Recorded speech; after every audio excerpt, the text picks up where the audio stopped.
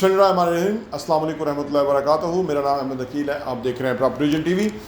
Investment करते हुए बेहतरीन जगह पे सही मानों में इन्वेस्टमेंट करनी चाहिए जिसका दरअसल फ़ायदा हो।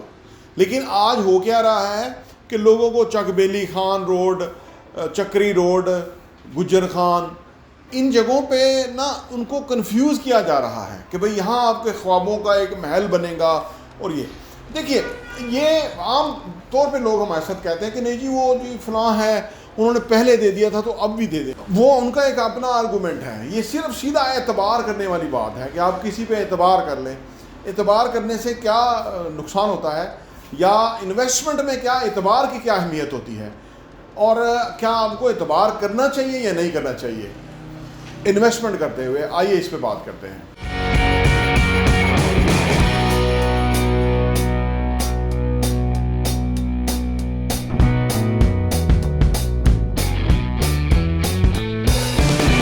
Welcome back.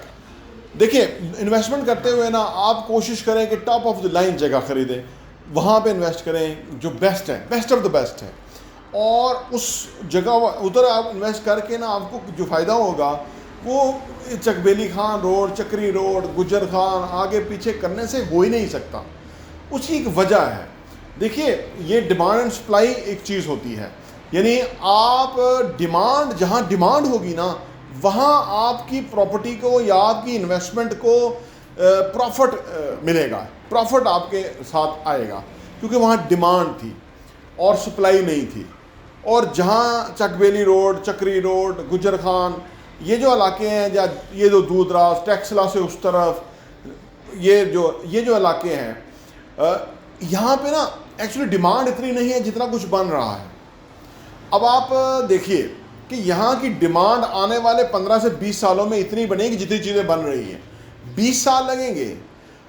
बहरिया टाउन, DHA या बाकी जो सोसाइटियाँ सामने इस वक्त खड़ी हुई, बहरिया इनक्लेव या और आप फर्ज कर लीजिए, इनको कम से कम 15 से 20 साल लगे हैं इस स्टेज के ऊपर। तो आज उनकी डिमांड क्रिएट हुई है और उस प्रॉपर्टी की वैल्यू अब बहुत अप हुई है।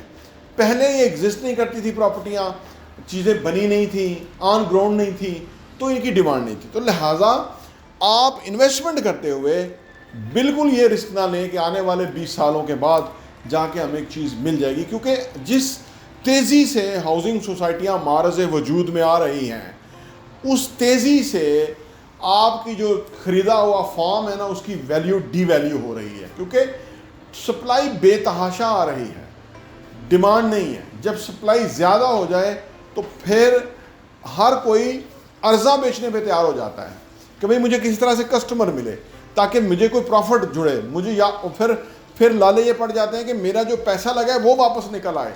तो इस सूरत में और सप्लाई तेज़ हो जाती है और चीज़ नीचे गिर जाती है।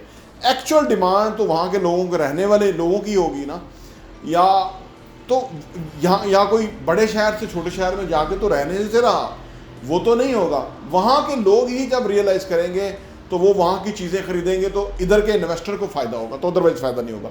तो लिहाजा ये जो एक एहसास मामला है, इसको खुदारा आप रियलाइज़ करें। हम अपने चैनल पे यही बताते हैं कि इस डिमांड एंड सप्लाई की चीज़ों को समझें। अगर कोई चीज़ अच्छी लोकेशन पे नियरेस्ट इस वक्त अवेलेबल है तो वो तो फौरी खरीदनी बनती है। इसलिए तो इस्लामाबाद, रावलपिंडी के जो आसपास एरियाज थे, वहाँ चीज़ें कहाँ से कहाँ बिक के महंगी हो गई ना।